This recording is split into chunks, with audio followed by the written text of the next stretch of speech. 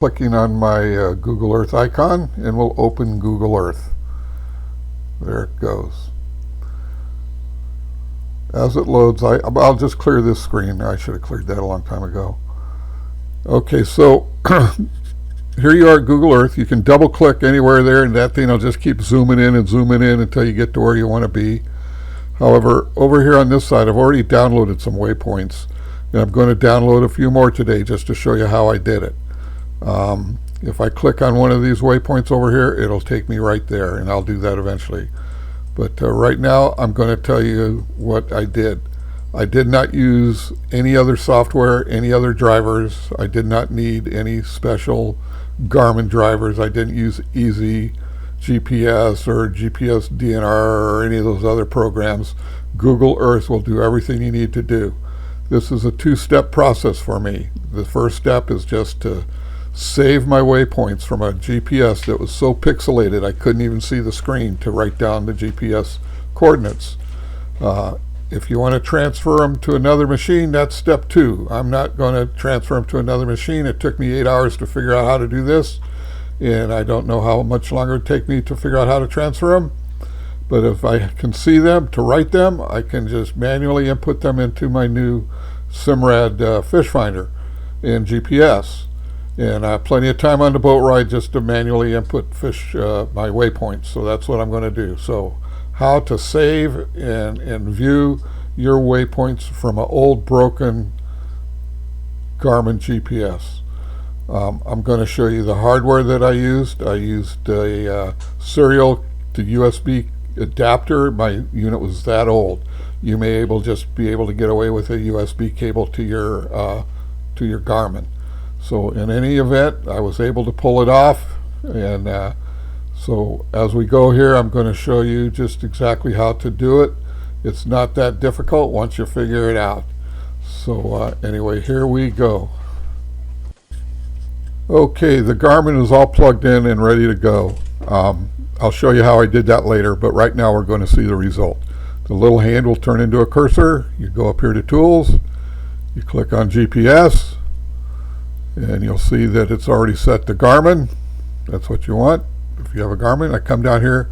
I'm only going to do waypoints, so we uncheck all the stuff we don't want. I'm not going to upload anything. We uncheck that. We're going to leave it at the right view and just hit go there.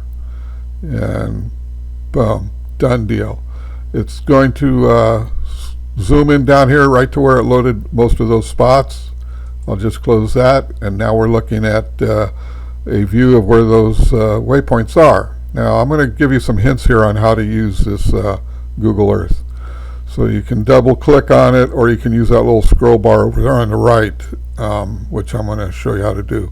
When you go over here, you got to make sure that the little hand turns into a cursor when you click on that, because if it's a little hand, it's not in the right place and it's going to just move the wrong place. So you zoom in by just clicking on that little arrow, move it over to the center, and you can just keep zooming in using the cursor that has turned into a little arrow. And one of the problems that you'll notice is if you have two waypoints that are very close to each other, you really have to separate them. If you don't separate them, they don't work properly. And what I want to do is I want to isolate the 9 from the 10, because I'm going to save the waypoint number 10 over onto my favorite waypoints. And you just got to keep zooming in until you get it far enough away that when you put the cursor on it, you get the little hand. Because sometimes you'll put it on there and you'll get another little weird box. And I'm not getting a little weird hand. Okay, there I got the hand. So come down and save to My Places. And now number 10 has been saved over onto the sidebar into My Places, which is where I want to save it.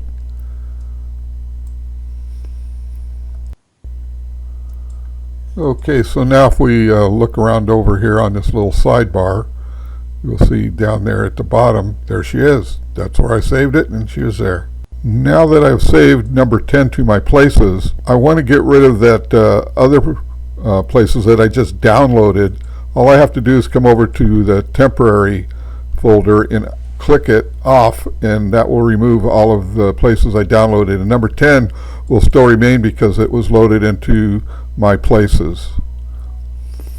Okay, so now we're going to look at the cables and the hardware and the Garmin unit itself that is got all the pixelated screen, and I'll show you how to connect everything and what cables I used.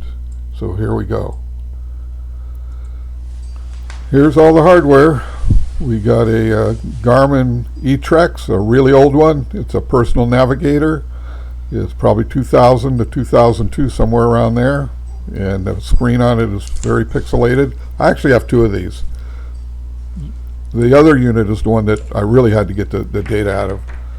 But anyway, this is the Garmin cable that Garmin says comes with the unit.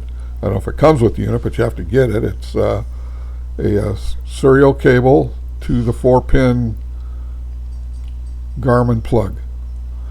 And most computers nowadays do not have serial input, so you have to get this little beauty here. This is a serial to USB adapter. I bought this online. It was less than 20 bucks, but it was absolutely mandatory that I had to have that particular cable. You just connect the two cables together, which I'll get here in a minute. Whoops, I had it right the first time. There you go. And you connect your two cables together, and then you connect the Garmin 4-pin plug right there to the back of your navigator. And you got the metal to metal. Just plug it in, and that's it. And now the unit is ready to be plugged into your computer using the USB port. You should know by now there are 5 buttons on your GPS. The lower button on the right side will power it on. The upper button on the right side is the page button. You want to push this page button 4 times. I'm going to show you right now. 1. After it's powered on, push it 4 times.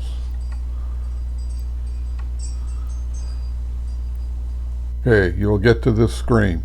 Then you push the enter button, which is the lowest button on the left side. You see that little hammer there? That's your settings. So now that you're on your settings page, you want to scroll down 4 times to the interface page. Push the enter button. That's the lowest button on the left hand side of the navigator. Now that you're on your interface page, you want to find this page. It may pop up immediately. You may have to push the Garmin option, which is the top option on this page, to get to this particular page. But this is what you want to see. You want to see interface, I/O format, Garmin highlighted, and nothing else. Okay, if you don't do that when you plug it in, this is the error message you're going to get. Okay, from Google Earth.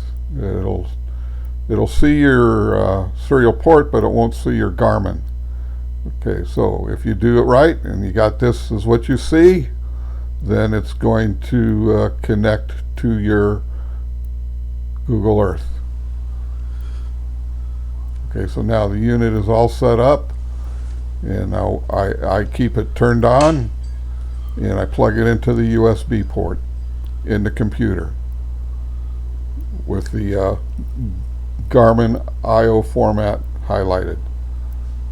If you do that, this is what you're going to see. Remember this, you just go up here, you click GPS, set it up, click import, and it's going to import all of your favorite waypoints that were on your Garmin. That's it. Boom. Thanks for watching.